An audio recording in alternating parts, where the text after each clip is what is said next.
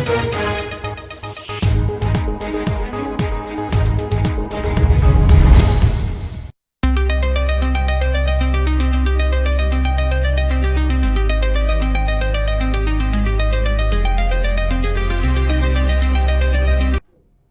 आप देख रहे हैं मिरर मीडिया। मैं हूं आपके साथ चंद्रा सिंह। स्वागत है आपका खबर अब तक में। चलिए रुक करते हैं अब तक की सुर्खियों पर। देवघर में स्वच्छता व्यवस्था को मिली नई मजबूती। उपायुक्त ने 3 नए सफाई वाहनों को दिखाई हरी झंडी।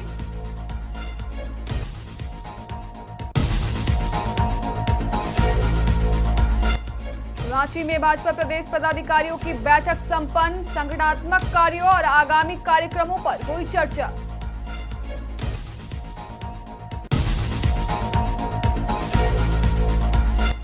धनबाद के महुदा में रहस्यमय हादसा, युवती घायल, युवक की मौत, जांच में जुटी पुलिस।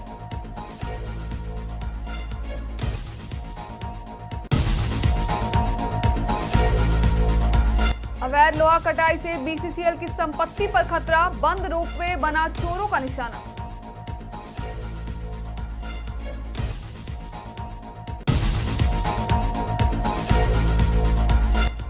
बाघमारा में न्याय की मांग, किसुन रवानी हत्याकांड में आरोपियों की गिरफ्तारी पर जोर।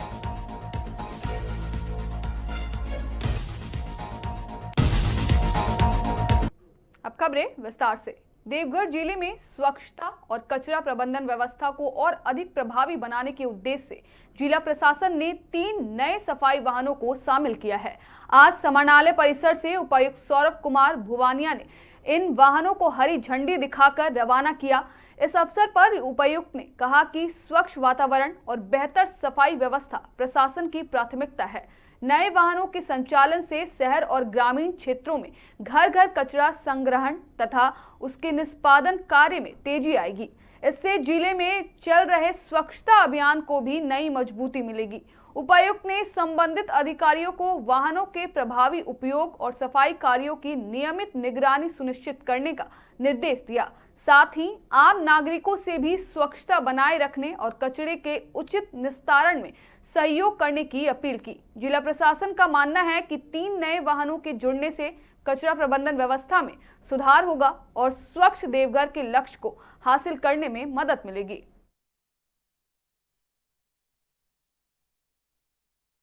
नशा मुक्ति का अभियान तो जारी ही है 26 जून तक के लिए, और ना सिर्फ 26 जून, उसके बाद तक के लिए भी ये चलेगा, अनवरत चलेगा। और सबसे ज़्यादा ज़रूरी ये होता है कि ना सिर्फ ये कानून व्यवस्था बल्कि सोशल और हेल्थ लेवल पे भी काफ़ी ये परेशानी खड़ा करता है। तो इसलिए सभी युवाओं एवं सभी वैसे लोग जिनका सेवन करते हैं तो उनको अवेयर करने के लिए, रोकथाम करने के लिए कार्रवाई और उनको अवेयरनेस जागरूकता के लिए ही आज हम लोगों ने ये एक सिंबॉलिक तरीके से इसकी शुरुआत की है।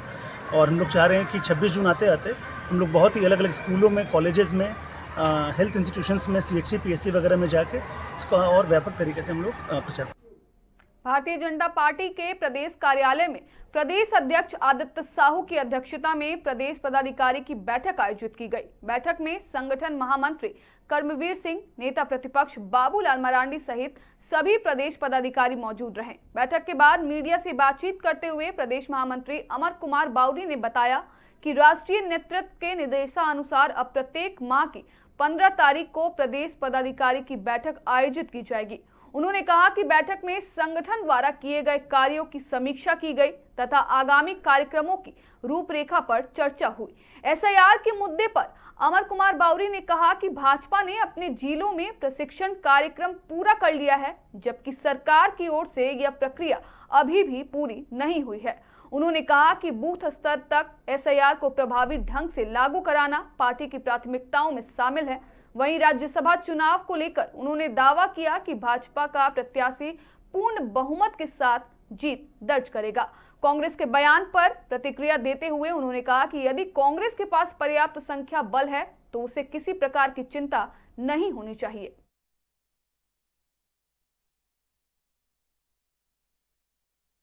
माननीय राष्ट्रीय अध्यक्ष जी श्रीमान नितिन नवीन जी के पदभार ग्रहण करने के बाद उन्होंने सांगठनिक बैठक को एक दिशा देने के लिए ये निर्धारित किया है कि हर महीने मासिक बैठक हमारे मंडलों में, शक्ति केंद्र में, बूथों में और प्रदेशों में हो। एक श्रृंखला उन्होंने बनाई। ऐसे ही हर महीने के 15 तारीख को हमारे प्रदेश पदाधिकारियों की बैठक सुनिश्चित है। आज वही बैठक हमारी प्रारंभ है। इसमें अपने एक महीने के जो कार्यक्रम हुए हैं उसकी समीक्षा है और आगे कार्यक्रमों का हमारा योजना है। अभी हमारे आगत कार्यक्रम में अभी हमारा 21 तारीख को योगा दिवस है। अपने 12 साल के जो कार्यक्रम चल रहे हैं उसमें अपने किसान मोर्चा के द्वारा प्रत्येक जिले में एक ऑर्गेनिक खेती की संगोष्ठी है। 23 तारीख को अमर बलिदान दिवस है अपने डॉक्टर श्यामा प्रसाद मुखर्जी जी का, और 25 तारीख को 25 जून को आपातकाल के ऊपर कार्यक्रम है। ये कुछ कार्यक्रम निर्धारित है और अगले एक महीने के लिए जो हमारे पूरे कार्यक्रम हैं उसकी कार्य योजना पे डिस्कशन चल रहा है। और माननीय राष्ट्रीय अध्यक्ष जी का जो प्रवास यहाँ रहा है और जिस प्रकार से हमारा प्रशिक्षण संपन्न हुआ है, ऐसा है कि जो बातें हैं और जो हमारे कार्यक्रम चल रहे हैं 12 सालों उसकी समीक्षाएं चल रही है। ये पूरी तरह से सांगठनिक बैठक है और सांगठनिक बैठक के धार देने के लिए ये कार्यक्रम। तोपचांची थाना क्षेत्र के कोटालडी गांव की 22 वर्षीय सरस्वती कुमारी रहस्यमय हादसा में गंभीर रूप से घायल हो गई, जबकि उनके साथ मौजूद श्रीकांत कुमार की मौत हो गई। दोनों रविवार शाम घर से निकले थे और महूदा क्षेत्र में हादसे का शिकार हो गए। घायल सरस्वती को SNMMCH में भर्ती कराया गया, जहां उनके दोनों पैरों में फ्रैक्चर का इलाज चल रहा है। घटना किन परिस्थितियों में हुई और युवक की मौत कैसे हुई, इसे लेकर पुलिस सभी पहलुओं से जांच कर रही है। देखिए, कल शाम से हम लड़की को खोज रहे थे, ये हॉस्पिटल से फोन गया, बस ये इतना ही जानते हैं। ये तो कोटाली तब चाची प्रखंड का हुआ क्या है, कैसे हम जानकारी अभी तो नहीं बता सकते हैं। कल से खोज रहे थे, हॉस्पिटल से फोन आया, तब हम लोग इधर आए।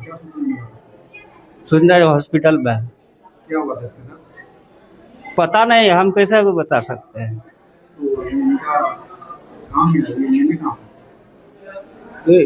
रेलवे पुलिस वाला बोल रहा है, कहाँ ट्रेन के बगल में मिला है। हाँ,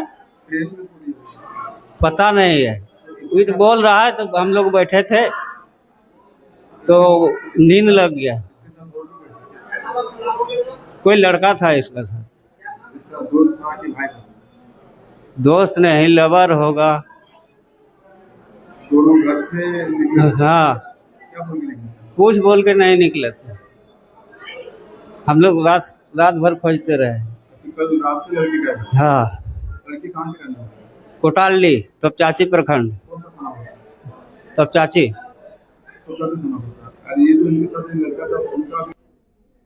झरिया क्षेत्र में BCCL के बंद पड़े करोड़ों रुपए मूल्य के रोपवे अब असामाजिक तत्वों के निशाने पर आ गए हैं। विभिन्न इलाकों में रोपवे के लोहे की अवैध कटाई की लगातार शिकायतें सामने आ रही है, जिससे सरकारी संपत्ति को भारी नुकसान पहुंच रहा है। स्थानीय लोगों का आरोप है कि यह अवैध कारोबार लंबे समय से चल रहा है, लेकिन इसे रोकने के लिए प्रभावी कार्रवाई नहीं की जा रही है। ताजा मामला भौरा OP क्षेत्र के जहाज टाट का है, जहां ग्रामीणों ने कथित रूप से काटकर जमा किए गए BCCL के लोहे का बड़ा जखीरा बरामद किया। ग्रामीणों ने इसकी सूचना पुलिस प्रशासन और वरीय अधिकारियों को दी, लेकिन आरोप है कि घंटों बाद भी पुलिस मौके पर नहीं पहुंची और बरामद लोहे को जब्त करने की कार्रवाई नहीं हुई। स्थानीय लोगों का कहना है कि बंद पड़ी औद्योगिक संरचनाओं और रोपवे की अवैध कटाई लंबे समय से जारी है। ग्रामीणों ने प्रशासन से दोषियों के खिलाफ सख्त कार्रवाई और सरकारी संपत्ति की सुरक्षा सुनिश्चित करने की मांग की है। जोहार, ये भौरा OP क्षेत्र है। भौरा OP क्षेत्र में एक गांव पड़ता है जहाज टाड़ बस्ती, जहां BCCL का कोलियोरी क्षेत्र है, भौरा कोलियोरी क्षेत्र। तो यहाँ BCCL का बहुत सारा कोयला मैंने जो पुराने जो कंपनी लोग चलाए थे वो मैंने चलाने के बाद यहाँ रह गया था, जिसको BCCL नेशनलाइजेशन के बाद वो पूरी तरह से BCCL कंपनी के मैंने अंडर में आ गया। लेकिन आज सुबह के समय करीब 4-5 बजे यहाँ 25 लाख का लोहा चोरी हो रहा था, जिसमें आप देख सकते हैं कि भारी मात्रा में जो रस्सा है, लोहा है, कटिंग करके रखा हुआ है।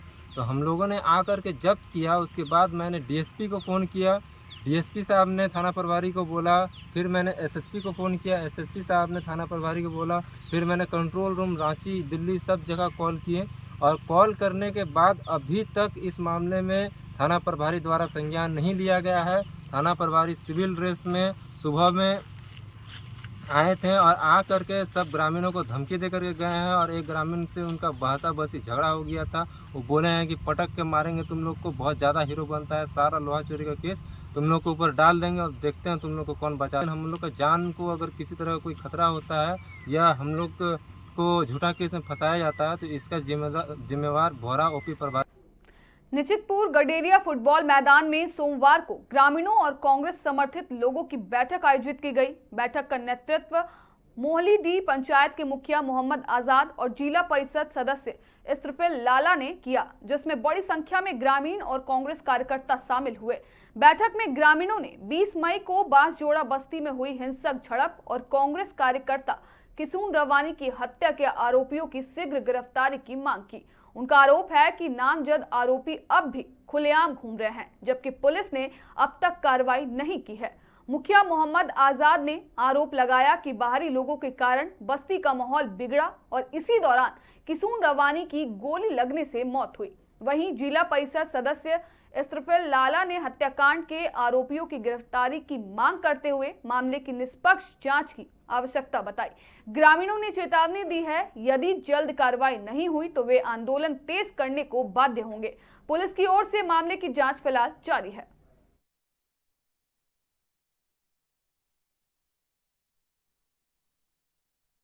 आज का बैठक का मुख्य उद्देश्य यह है कि 20 मई को बांसजोड़ा में जो घटना घटा है, जिसमें एक निर्दोष ग्रामीण का हत्या हो गया है, उसी को लेकर आज हम लोग एक बैठक किए हैं।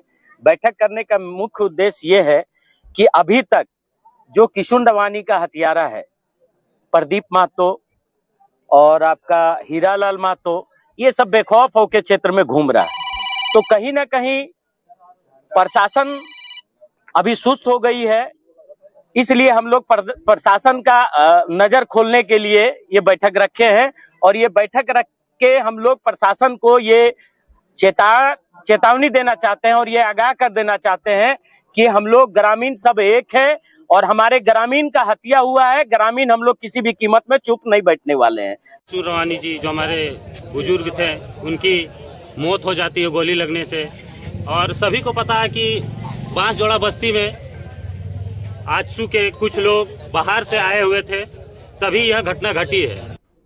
झारखंड के महाधिवक्ता राजीव रंजन के अचानक इस्तीफे को लेकर सियासी हलचल तेज हो गई है। भाजपा प्रवक्ता राफिया नाज ने इस घटनाक्रम पर सवाल उठाते हुए कहा कि राज्यसभा चुनाव जैसे संवेदनशील समय में हुआ यह इस्तीफा कई आशंकाओं को जन्म देता है। उन्होंने कहा कि ऐसा प्रतीत होता है कि या तो दबाव में इस्तीफा लिया गया है या फिर किसी कारणवश दिया गया है। राफिया नाज ने कहा, दाल में जरूर कुछ काला है। हालांकि इस्तीफे के वास्तविक कारणों को लेकर अब तक आधिकारिक रूप से कोई जानकारी सामने नहीं आई है।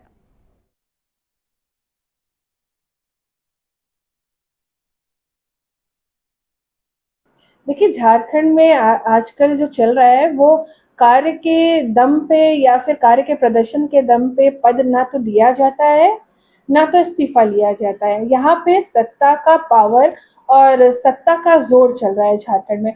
और रही बात महाधिवक्ता के इस्तीफा देने या फिर लेने, ये भी कहा जा सकता है कि या तो उनसे इस्तीफा लिया गया होगा या तो उन्होंने दिया या फिर कोई जोर होगा।